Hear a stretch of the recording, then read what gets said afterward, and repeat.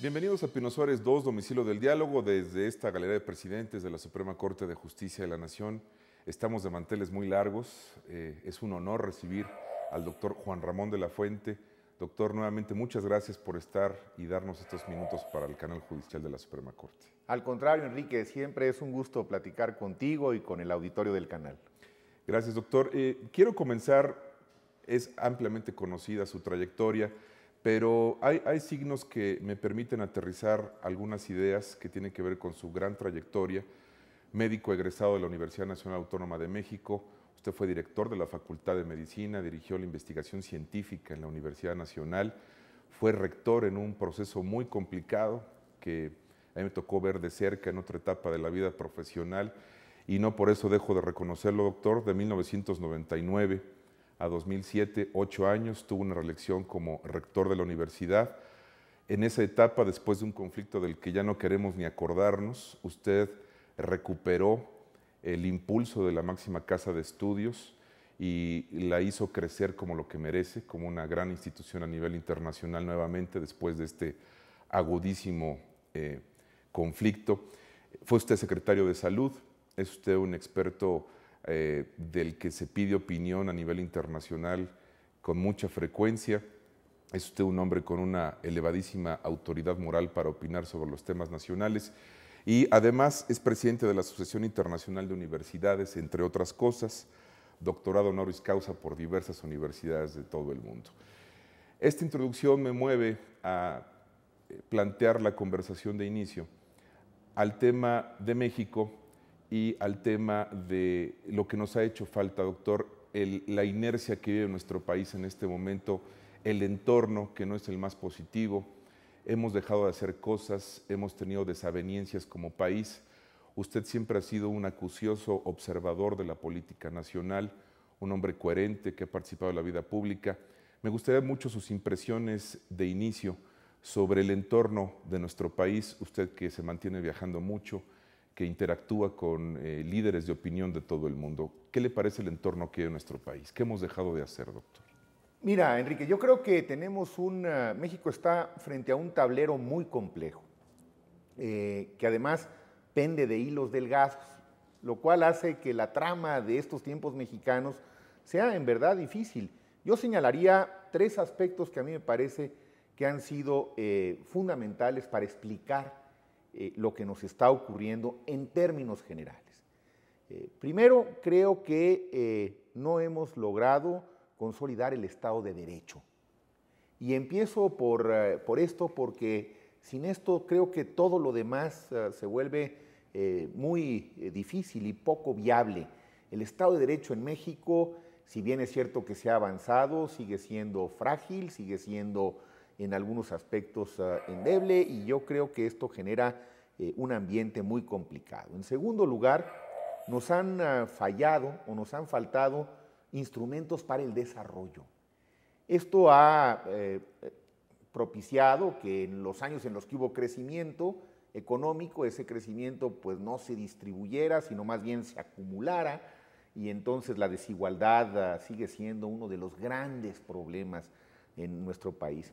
Y la tercera vertiente, sin pretender ser exhaustivo, creo que ha sido un modelo de desarrollo, una política económica que no ha acabado de entender las realidades de regiones del mundo, como es el caso de América Latina. Aquí no me circunscribo a México, lo veo en la dimensión de América Latina, en el contexto de la interdependencia global. El modelo de desarrollo creo que ha acusado signos también de insuficiencia. Bueno, estas 3 vertientes pues te dan una idea de la complejidad del tablero en el que se está moviendo el país. De ahí puedes desprender una amplia gama de temas que nos preocupan todos los días, que nos agobian todos los días. Desde luego, en la vertiente del Estado de Derecho, pues pendes todo el asunto de la delincuencia, del crimen organizado, como un gran flagelo social. Por la parte de los instrumentos para el desarrollo que nos han fallado, pues vemos como, si bien es cierto que ha habido muchos programas sociales en los últimos 15 o 20 años, los efectos, la eficiencia de esos programas no ha sido buena. Hay dispendio, hay multiplicidad de esfuerzos, no acaba de configurarse bien el modelo federalista, en fin, y en lo que se refiere al modelo de desarrollo, bueno, pues es quizá uno de los temas del cual se han ocupado más los académicos, pero el hecho es que el tablero de nuestro queridísimo país hoy se encuentra en una etapa de una enorme complejidad. En este tablero, que también tiene connotaciones internacionales, usted ya lo mencionaba, países como Brasil, países como Chile, han asumido un liderazgo que México ha dejado de ejercer. Es decir, de manera natural México históricamente ha sido un líder en Latinoamérica, tiene una potencialidad nuestro país gigantesca. Sin embargo, vemos que esos liderazgos actualmente en este gran tablero internacional nos han dejado rezagados por causas atribuibles a nosotros mismos, doctor. Sin duda, Enrique. Mire, el caso más reciente es el serio problema de Honduras, en donde la mediación natural en el pasado hubiera sido México. Hoy es Brasil quien asume ese papel en Centroamérica. No es un conflicto que está en el cono sur. Es decir, eran espacios en donde ese liderazgo mexicano que tú señalas de manera natural se ejercía y se reconocía, se respetaba. Bueno, yo creo que todo esto forma parte de esta trama compleja, de este tablero lleno de pequeñas y de grandes fichas, de trampas pequeñas y grandes, de errores que hemos cometido en el pasado, de falta de quizá una visión más clara de país, de una perspectiva, como lo han hecho algunos otros países. Tú mencionas dos que lo han hecho bien en América Latina, Brasil y Chile, que tienen problemas muy grandes. Brasil sigue teniendo la pobreza en las favelas, la devastación en el Amazonas, pero ha tenido una política, por ejemplo, en materia de desarrollo social, en materia de educación, de ciencia y tecnología, con una visión de mediano y de largo plazo. Y cambian los gobiernos, sale Fernando Enrique Cardoso con una visión de Estado, entra Lula, un obrero metalúrgico con una capacidad estadista formidable, que no terminó ni la secundaria, pero que ha mostrado una capacidad de liderazgo brutal que le da continuidad a muchas de las políticas del presidente anterior, del partido adverso al de él. Y entonces hoy, pues Brasil produce aviones, hoy Brasil es líder mundial en biocombustibles, hoy Brasil tiene una capacidad tecnológica para hacer exploraciones petroleras en mares profundos que nosotros no tenemos, hoy Brasil está graduando 12,000 doctorados al año, México no llega ni a los 2,000, es decir, un país que tiene muchos problemas, muchos contrastes, pero que ha tenido políticas de Estado, que ha tenido claridad, que ha tenido objetivos a mediano plazo más allá del gobierno en turno.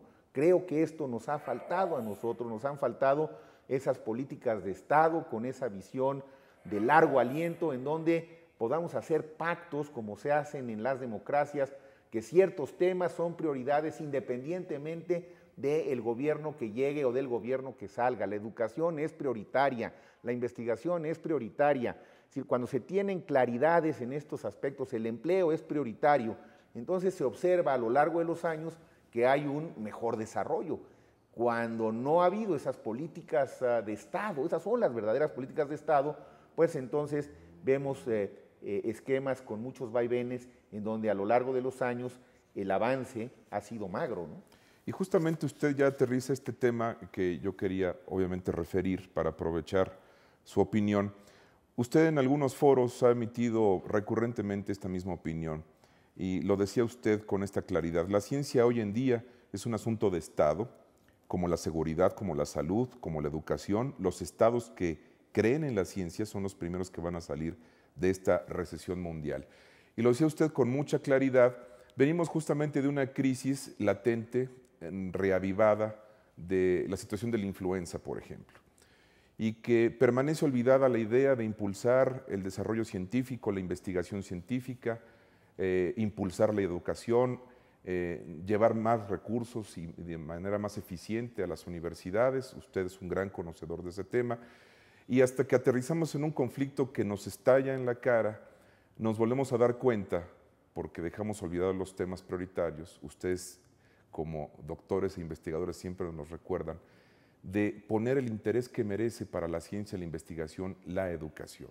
Doctor. Claro, vino la epidemia de influenza y nos dimos cuenta una vez más que nos faltaba ciencia para contender con la epidemia, que no teníamos los laboratorios listos, que no podíamos hacer las pruebas diagnósticas. Por eso esos primeros días de la epidemia fueron tan complejos y de tantas dudas, porque había una lista de pacientes sospechosos a quienes no se les podía ni diagnosticar ni descartar la enfermedad porque los laboratorios no estaban listos, porque las pruebas que no son del otro mundo, tan no lo son que unas semanas después, cuando se adquirieron los reactivos y se modernizaron los laboratorios que deberían haber estado funcionando, se empezaron a hacer, pues nos dimos cuenta qué importante es la ciencia para una situación como esta que se nos presentó. México, desde luego, no tiene ninguna responsabilidad en haber sido el país en donde inicia este brote epidémico que se convierte en una pandemia y se toman algunas decisiones correctas, pero nos falta ciencia, Enrique. La capacidad de respuesta del sistema no fue la mejor porque no teníamos esa infraestructura. Entonces, desafortunadamente, la prioridad pareció estar en los escenarios públicos durante algunas semanas y ahora gradualmente se ha vuelto a ir apagando. Yo no veo cómo vamos a poder salir realmente de esta recesión, cómo vamos a poder reactivar los mercados internos si no le damos una mayor importancia a la investigación, al desarrollo, a la educación, lo que están haciendo los otros países. Es decir, no solamente se trata de sanear lo que no funcionó, hay que hacerlo, hay que sanear las empresas para que sigan dando empleos, hay que apoyar al sistema bancario para que pueda seguir fluyendo el crédito, pero hay que ver también para adelante. ¿Qué vamos a hacer cuando la recesión termine?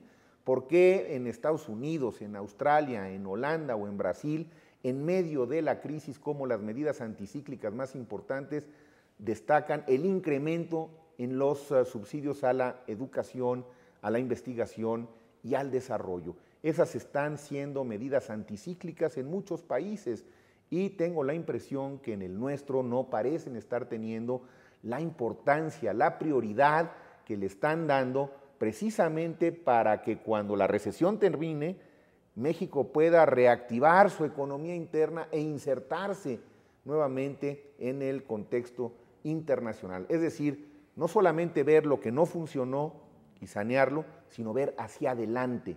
Creo que ahí podemos todavía hacer las cosas mucho mejor de lo que la estamos haciendo. ¿Por qué siendo estos temas tan claros, tan obvios de ejecutar para beneficiar al país, nos cuesta tanto trabajo, doctor? Es decir, falta voluntad política, me queda claro que en muchos momentos sí nos ha faltado. A lo mejor no es tan lucidor políticamente poder aportar recursos a la ciencia o activar esta mecánica que es tan necesaria para el país. ¿A qué se debe que teniendo enfrente las soluciones, el camino trazado con claridad en este sentido, viendo experiencias además muy exitosas al lado de nosotros, no lo hacemos? Es decir, ¿qué pasa? Hay algo, Enrique, no me queda del todo claro, a mí tampoco. Parece que nos perdemos en las coyunturas, en la inmediatez, como si el gran tema fuera el que se está discutiendo hoy en el Congreso, o mañana, o ayer, o lo que traen como noticias de primera plana los medios de comunicación. Bueno, lo que ocurre es que hay asuntos que son más de fondo, que no necesariamente acaparan la atención de momento, y creo que son los que hemos descuidado, pero que van a tener un impacto mucho más benéfico en el mediano y en el largo plazo. Lo que hay que pensar, sí, hay que pensar en el presupuesto de 2010, estoy totalmente de acuerdo, pero hay que pensar dónde queremos ver a México en su desarrollo económico en 2020 y en 2025, y para llegar ahí también tenemos que estar tomando decisiones hoy. En la educación el ejemplo me parece que es clarísimo. La educación es un proceso por definición, Enrique, de mediano y de largo plazo, y si me aprietas tantito, durante toda la vida, porque esa es parte de la realidad en la sociedad del conocimiento. Pero si no empezamos a tomar decisiones hoy, esa realidad que queremos ver transformada dentro de algunos años no se va a transformar. Entonces me parece que en México, a diferencia de lo que ocurre en otras democracias, en Europa quizá de manera más señalada, y también con nuestros socios comerciales norteamericanos, no le damos la suficiente importancia a las medidas que van a tener efectos en el mediano y en el largo plazo. La coyuntura, el día a día, parece que consume, si no todas, muchas de nuestras energías y de nuestros esfuerzos. Y además, aprovechando esta reflexión suya, muy lúcida, evidentemente reinventamos el país cada 6 años, cada sexenio se vuelven a reinventar. Además, por eso ponía el caso de Brasil, fíjate, y de otras democracias en donde lo primero que hace el nuevo gobierno es analizar lo que el régimen anterior ha hecho y con objetividad darle continuidad a cosas que han funcionado o que tienen sentido mantener y no necesariamente, como bien lo dices, reinventarnos cada 6 años en estos ciclos fatídicos, ¿no?, de la política mexicana, que además parecen ser inexorables. Son 6 años y a los 6 años va de nuevo, ¿no? Sí, lamentablemente. Otra reflexión que quiero tomar en consideración muy importante, México va hacia una fecha emblemática, el 2010, obviamente motivo de conmemoración sobre la independencia y la revolución en nuestro país, pero también en una coyuntura muy complicada, doctor, socialmente. Usted también recurrentemente ha hablado en diversos foros sobre una idea que quiero citar. Dice usted, una sociedad que no transmite conocimientos genera violencia, por lo que el conocimiento debe verse como un mecanismo de inclusión social y no de exclusión. Por eso la educación es un mecanismo de cohesión social, de redistribución del ingreso y de equilibrios entre el Estado y la sociedad. Es lo único que puede acortar las brechas entre los que tienen y los que no tienen, recortar las diferencias entre hombres y mujeres y la desigualdad en la que viven la inmensa mayoría de las etnias del país. Esto, movido a reflexión, 2010, un año emblemático, pero quizá de los más difíciles que tengamos que enfrentar en la historia moderna de México.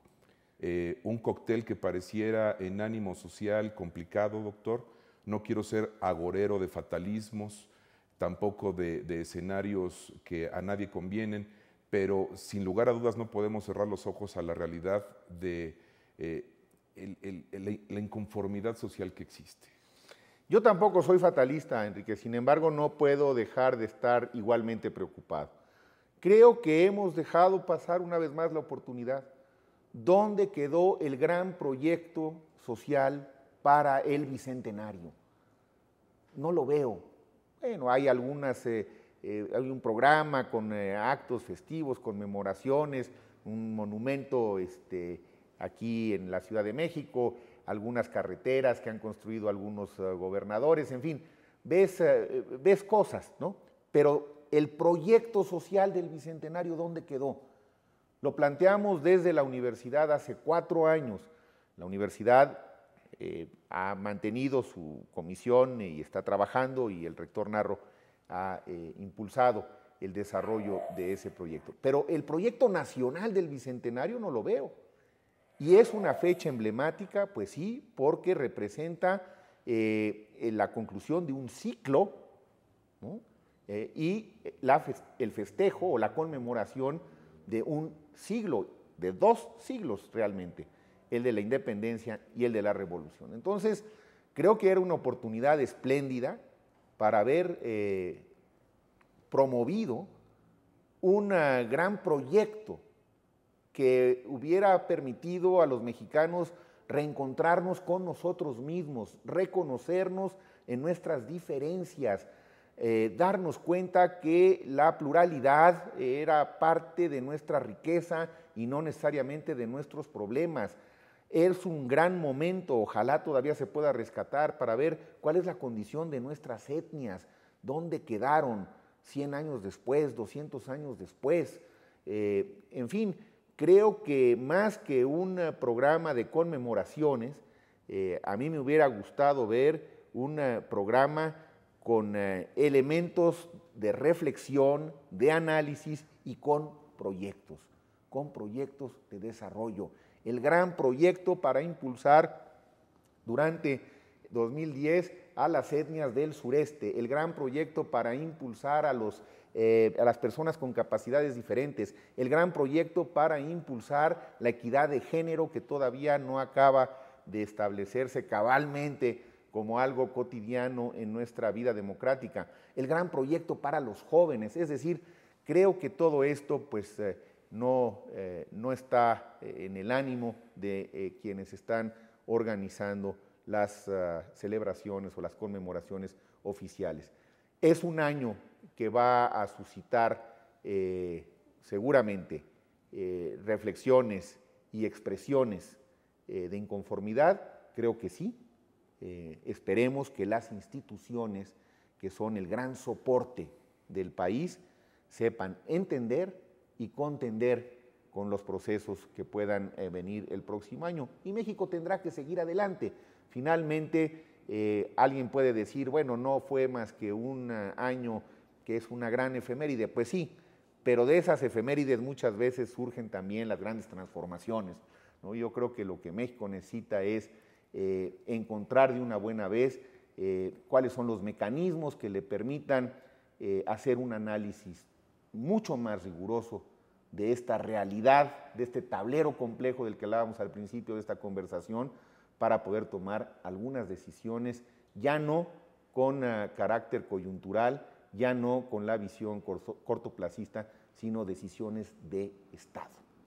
Nos quedan aproximadamente 5 minutos, es delicioso conversar con usted como siempre y lo digo con mucho conocimiento de causa porque he tenido muchas oportunidades de interactuar con usted, doctor, lo aprecio mucho, pero quiero aterrizar todo este conocimiento y toda su opinión a una pregunta que también recurrentemente le he hecho. ¿Cómo ve su futuro? Usted ha logrado en el ánimo de instituciones, de sectores, incluso de políticos, alinear posibilidades para que usted pueda encabezar eventualmente una candidatura, establecer un esfuerzo al máximo nivel del país por su conocimiento, por su experiencia. ¿Cómo se ve en el futuro? ¿Le atrae la idea en algún momento dado, si se atraviesan las coyunturas adecuadas, de buscar ejercer liderazgos que lleven el país a otra realidad? Mira, Enrique, desde luego que la idea es atractiva, la idea de participar y contribuir de una manera pues, más eficiente, diría yo, en la búsqueda de soluciones.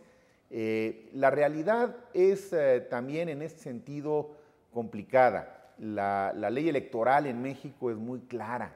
Necesitas para participar en puestos de elección el registro de un partido político. Por lo menos así está hasta este momento, se puede cambiar, pero el hecho es que al final, si tú, aunque todos tenemos los mismos derechos, si tú quieres llegar a registrarte para contender en un proceso electoral, tienes que hacerlo por un partido político. Yo he estado siempre mucho más involucrado del lado, llamemos, de la sociedad, que de los partidos políticos que forman parte de la sociedad, pero como que se apartan de la sociedad, ¿no? Es quizá parte del problema. Yo veo a los partidos políticos distantes de la sociedad, los veo más preocupados por dirimir sus conflictos internos, sus propias luchas intestinas, que por estar tratando de interpretar cuáles son las necesidades, las propuestas, las inquietudes de una sociedad plural, creo yo que con un potencial todavía insospechable de participación en la consolidación de la democracia mexicana. Yo creo que la participación social va a ser el siguiente elemento que venga a consolidar nuestra democracia. Pero mientras haya esta suerte no lo quiero llamar monopolio partidista, porque no es estrictamente eso, pero sí, digamos, de embudo, ¿no? Que hace que... Digamos que tiene la exclusividad los partidos políticos. Tienes que pasar por ese embudo, ¿no? El embudo de los partidos. Veo difícil el margen de acción en términos político-electorales, pero veo un amplio espacio, como lo he estado haciendo en estos últimos 2 años, desde que terminé mi responsabilidad en la UNAM y junto con mis actividades internacionales, para seguir platicando en universidades, con empresarios, con mujeres, en ciudades grandes, en ciudades pequeñas. He estado recientemente en algunas ciudades a las que no había tenido oportunidad de ir y puedo percibir el interés, el entusiasmo de esas comunidades por reflexionar en voz alta, por plantear sus dudas, por tratar de encontrar respuestas. Yo creo que pueden venir tiempos muy interesantes y muy atractivos para la democracia mexicana desde la sociedad. Esta sociedad que ya nos ha dado algunas señales muy claras de que no está conforme con el trabajo que están haciendo las fuerzas políticas convencionales. Ahí está ese abstencionismo dirigido que hubo en la última elección intermedia, que no fue menor y que nos está mostrando que hay un creciente sector de la población que dice sí queremos participar en las decisiones públicas, pero queremos hacerlo a través de las propias fuerzas ciudadanas, no necesariamente de las fuerzas políticas tradicionales. Así que ojalá que también con esto los partidos pues se acerquen más a la sociedad y tiendan puentes y en lugar de poner candados, pues abran las puertas, que lo mejor de la sociedad mexicana participe en estos procesos. En México hay mujeres y hombres con enorme prestigio en diversos campos del conocimiento, Enrique, con presencia internacional, pero no están participando en la vida pública porque no se les han abierto los espacios. Ojalá que esto pues sea algo que pueda empezar a darse de una manera más clara en el futuro cercano y seguramente volveremos a platicar de este tema que a ti te inquieta y a mí también. Sin duda, doctor, y parece que infiero que la respuesta es un sí parcial condicionado a que los partidos abran las posibilidades a la sociedad. ¿Estaría usted dispuesto a atravesar ese embudo del que hablaba? Yo creo que por lo pronto, para no dejar duda al respecto, mi trabajo está en la sociedad, en los foros sociales, desde la sociedad. Vamos a ver si después cambian las circunstancias, van a cambiar la ley, van a cambiar el COFIPE, van a abrir la posibilidad de que haya candidaturas ciudadanas. Son preguntas que no podemos contestar en este momento. Cuando empiece a haber respuestas, lo volvemos a platicar. Con mucho gusto, será un placer como siempre, doctor. Y además, cuando este programa salga al aire, la Universidad Nacional Autónoma de México ya habrá recibido el Premio Príncipe de Asturias. Sé que usted va a viajar, estará al lado del rector Narro, de muchos personajes muy queridos por la máxima casa de estudios. Usted no podía faltar a esta cita. El rector Narro amablemente me invitó a los exrectores y por supuesto, Enrique, ahí estaremos con mucho gusto porque creo que además de que es muy merecido, pues le viene muy bien a México. En este momento, un reconocimiento de esa naturaleza. Enhorabuena a toda la comunidad universitaria, porque como lo ha dicho el rector, este es un trabajo de muchísimas generaciones y de muchísima gente.